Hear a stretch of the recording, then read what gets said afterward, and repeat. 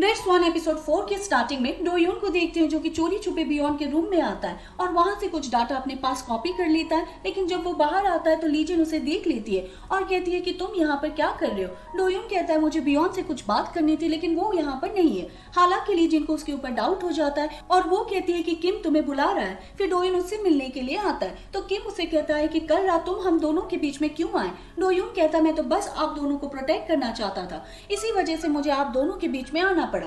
किम कहता है लेकिन आगे से अगर तुमने ऐसी हरकतें की तो तुम्हें फायर भी किया जा सकता है, तो तुम इस चीज का ध्यान रखना। डोयोन कहता है कि ठीक है और फिर डोयोन अपने रूम में आ जाता है और उसी डाटा को देखने लगता है जो कि उसने कॉपी किया है। उसमें एक वीडियो होती है जिसमें किम क्योंगजू को पैसा दे रहा होता है। वो पैसे काफी सारे होते हैं और यह देखकर डोयोन कहता है कि यह पैसे किसी को मारने के लिए बहुत होगा। फिर वोंग सू को देखते हैं जो कि बियॉन को कहती है कि मेरी बेटी के खिलौने यहाँ पर क्या कर रहे। बियॉन कहती है कि मैं फेंकना नहीं चाहती थी तो अपने पास रख लिए। वोंग सू कहती है कि आपको ऐसा करने की जरूरत नहीं है, आप इन्हें फेंक सकती हो। फिर बियॉन इसके बारे में पार्क को बताती है कि वोंग सू ने वो खिलौने फेंकने के लिए कहा है। पार्क कहती है कि ठीक है फिर वैसा ही करो। फिर कुछ देर बाद वहां पर हैन सैंग आता है और पार्क उसे कहते हैं कि हमें नाउ फाउंडेशन का डायरेक्टर योंग मिन को बनाना पड़ेगा। हैन सैंग कहता है कि हम यह कर सकते हैं लेकिन फिर वोंग सू का क्या होगा। तो पार्क कहती है कि वोंग सू को रिजाइन देना पड़ेगा। फिर वोंग सू को देखते हैं जो कि ह्योन सू से मिलने के लिए आती है और उसका भाई उसे कहता है कि सब कुछ क्या चल रहा है। चेयरवुमन चाहती है कि तुम रिजाइन दे दो।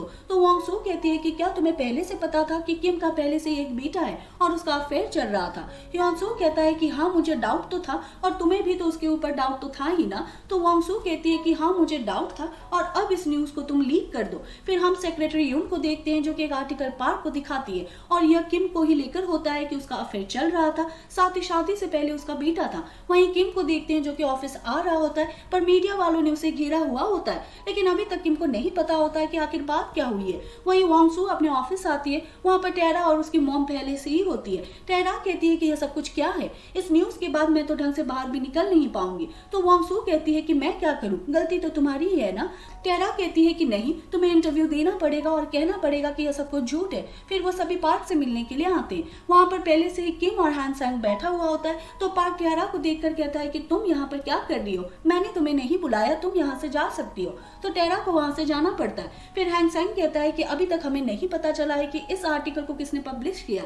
पार्क कहती है कि फिलहाल सही यही होगा कि हम सभी को चुप रहना चाहिए। तो वोंग सू कहती है कि क्या आप चाहते हो कि मुझे रिजाइन देना चाहिए, आपको इस बारे में फिर से सोचना चाहिए। पार्क कहती है कि यहाँ पर इतनी सीरियस टॉपिक चल रही है और तुम्हें अपनी रिजाइन की पड़ी हुई है, मुझे तो लगता है कि तुम्हें नाउ फाउंडेशन छोड़कर घर ही बैठ जाना चाहिए। उसके बाद वो सभी वहां से चले जाते। फिर वोंग सू सेक्रेटरी यून को कहती है कि तुम एक प्रेस कॉन्फ्रेंस रेडी करवाओ। यून कहती है कि ठीक है पहले मैं पार्क से पूछ लेती हूँ। वोंग सू कहती है कि उन्हें बाद में बता देना। यून कहती है कि ठीक है। उसके बाद प्रेस कॉन्फ्रेंस की तैयारी हो जाती है और वहीं वोंग सू पार्क साथ में एक लेडी से बात कर रही होती है और वोंग सू साथ ही टाइम भी देख रही होती है क्योंकि प्रेस कॉन्फ्रेंस का टाइम हो जाता है। तो वो बहाना बनाकर वहां से बाहर आती है। वहां पर लीजिन और डोयून होते हैं तो वोंग सू लीजिन को कह देती है कि पार्क को पेन किलर चाहिए तो वो मेडिसिन लेने के लिए चली जाती है और वोंग सू डोयून को कहती है कि मुझे प्रेस कॉन्फ्रेंस में जाना है। डोयून कहता है कि ठीक है और उसे प्रेस कॉन्फ्रेंस में लेकर आता है। तो वोंग सू वहां पर सभी को कह देती है कि मेरे हस्बैंड को लेकर जो न्यूज है कि उसका अफेयर था और शादी से पहले ही उनका बेटा था,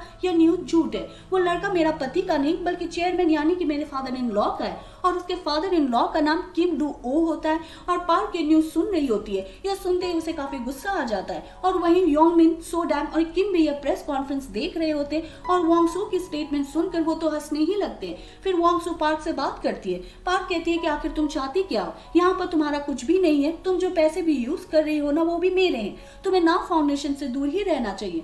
वोंग सू कहती है कि मैं ऐसा नहीं करूंगी और नाउ फाउंडेशन सिर्फ मेरा है, अगर ऐसा ही चलता रहा तो मैं आपके सेल्स फंड के बारे में सभी को बता दूंगी। पार्क कहती है क्या तुम मुझे ब्लैकमेल कर रही हो। वोंग सू कहती है कि आप कुछ भी समझ सकते हो और आप किसी प्रोसिक्यूटर की हेल्प भी ले सकते हो लेकिन आप ये याद रखना कि अगर ये चीज मीडिया में चली गई तो इसका इम्पैक्ट काफी ज्यादा होगा। पार्क कहती है तुम जो कर रही हो ना बाद में उसके रिजल्ट के लिए भी तैयार रहना। वोंग सू कहती है कि हाँ आगे जो भी होगा उसके लिए मैं रेडी हूँ। यह बोलकर वो वहां से चली जाती है। फिर हम डोयून और क्योंगजू को देखते हैं और क्योंगजू गुस्से में डोयून को कह रहा होता है कि तुम वोंग सू को बाहर क्यों लेकर गए, वहां पर उसके लिए लिए कोई सिक्योरिटी भी नहीं था। डोयून कहता है कि मुझे माफ कर दो, आज के बाद ऐसा नहीं होगा। फिर हम टियारा और जूनही को देखते हैं जो कि घर पर आते हैं और पार्क ने उन्हें बुलाया हुआ होता है। तभी वहाँ पर वोंगसू आती है और पार्क टियारा को कहती है कि तुम्हें यहाँ पर रहने का पूरा हक है क्योंकि तुम मेरे पति की गर्लफ्रेंड हो। और वहाँ वोंगसू को कहती है कि टियारा तुम्हारी दूसरी मदर इन लॉ है तो तुम उसे उसका रूम दिखा दो। यह बोलकर पार्क वहाँ से चली जाती है और वोंगसू टियारा को मिस्ट्रेस कह रही होती है तो टियारा कहती है कि तुम्हें मुझे मिस्ट्रेस नहीं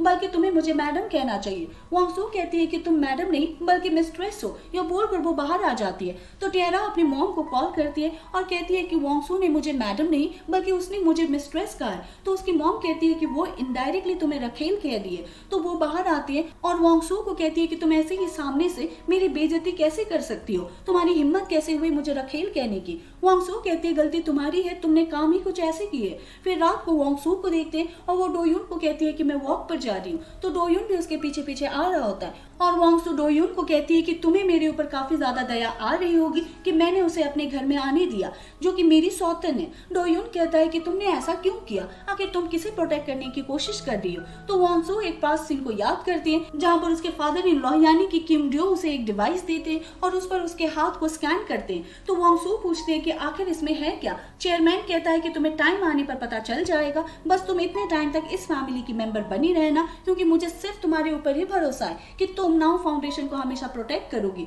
और वहीं प्रेजेंट में वोंगसू कहती है कि मैं सब कुछ नाउ फाउंडेशन के लिए कर रही हूँ और नाउ फाउंडेशन के लिए मैं अपनी जान भी दे सकती हूँ। इस पर डोयून उसे गुस्से में कहता है कि क्या तुम सच में इसके लिए अपनी जान दे सकती हो। मुझे पता चला है कि चेयरमैन की डेथ ग्रैंड पैलेस पर नहीं हुई है बल्कि कहीं और हुई है और जिसने भी चेयरमैन को मारा है उसी ने मेरे फ्रेंड जूहुक को भी मारा है और वो कोई तुम्हारी फैमिली से ही हो सकता है। फिर वोंगसू को ऑफिस में देखते हैं, उसके पास यून वाइन लेकर आती है और कहती है कि पार्क ने कहा है कि आप ये वाइन सोडैम को देना।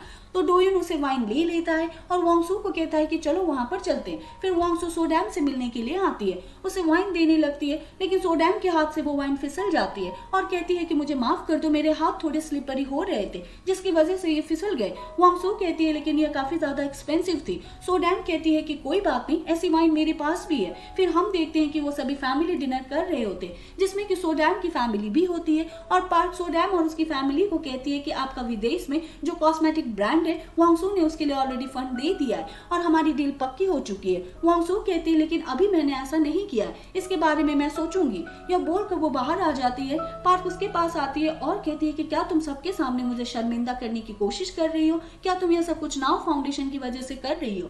वोंगसू कहती है कि आपने सही समझा, आप नाउ फाउंडेशन को फ्री कर दीजिए, उसके बाद ही मैं इस डील के बारे में सोचूंगी। फिर हम ग्रैंड पैलेस के सर्वेंट को देखते हैं जो कि बियॉन के बारे में बात कर रहे होते हैं कि वो इतनी पढ़ी लिखी है फिर भी वो यहाँ पर क्या कर रही है। तो एक मेड कहती है कि चेयरवुमन के डैड ने बियॉन और उसकी फैमिली की हेल्प की थी जिसकी वजह से यहाँ पर बियॉन है। तभी वहाँ पर बियॉन आती है और कहती है कि क्या तुम मेरे बारे में बात कर रहे हो। तो वो मेड कहती है कि हमें माफ कर दो, वैसे यहाँ पर जो लड़की रहने के लिए आई है अपने बेटे के साथ हमें उसे क्या कहना चाहिए। तो बियॉन कहती है कि वोंगसू उसे मिस्ट्रेस कहती है तो तुम्हें भी उसे मिस्ट्रेस कहना चाहिए। तभी वहाँ पर टियारा आती है और बियॉन से काफी रूडली बात करती है और कहती है कि मैं घर से बाहर जाना चाहती हूँ क्योंकि मैं अपने बेटे के घर में ट्यूशन लगवाना चाहती हूँ, मुझे यहाँ पर टीचर की जरूरत है।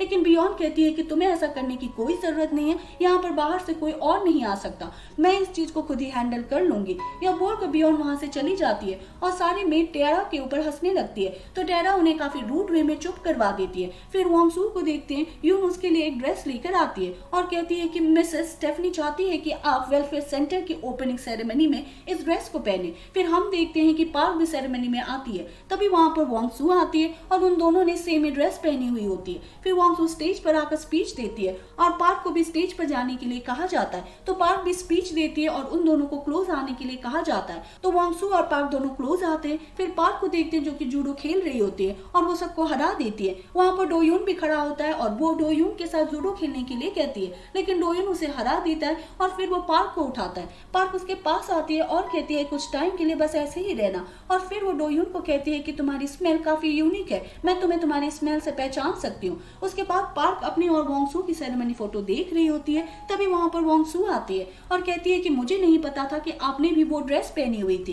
पार्क कहती है कि कोई बात नहीं, और फिर वो उसे कहती है कि क्या तुम अपनी मॉम से अभी भी बात करती हो। वोंग सू कहती है कि नहीं। ह्योंग सू उनसे बात करता है तो पार्क उसे बताती है कि तुम्हारी मॉम एक साइकियाट्रिस्ट हॉस्पिटल में, साथ ही वो उसे उसकी फोटोज भी दिखाती है और कहती है कि मुझे पता चला है कि वो जल्दी ही मरने वाली है, तो तुम्हें नहीं लगता कि इससे पहले देर हो जाए, तुम्हें उससे मिलना चाहिए। उसके बाद वोंग सू डोयुन और अपने भाई ह्योंग सू के साथ उसी हॉस्पिटल में आती है और ह्योंग सू उसे कहता है कि शायद मॉम तुम्हें पहचान ना पाए, क्योंकि पहले उन्होंने मुझे भी नहीं पहचाना था। फिर वो अंदर आती है। वोंग सू कहती है कि हॉस्पिटल कम और जेल ज्यादा लग रहा है। ह्योंग सू कहता है कि मैं जितना कर सकता था मैंने उतना किया, यह चेयरमैन पार्क का ऑर्डर था। वोंग सू कहती है कि कोई बात नहीं, मैं मॉम से अकेले में बात करना चाहती हूँ। और फिर वो वार्ड नंबर 3 में अपनी मॉम के रूम में आती है और अपनी मॉम को देखकर चिल्लाती है। वहीं बाहर डोयुन खड़ा होता है और उसके चिल्लाने की आवाज सुनकर वो भी भागता हुआ वोंग सू के पास आता है और इसी के साथ ये एपिसोड खत्म हो जाता है।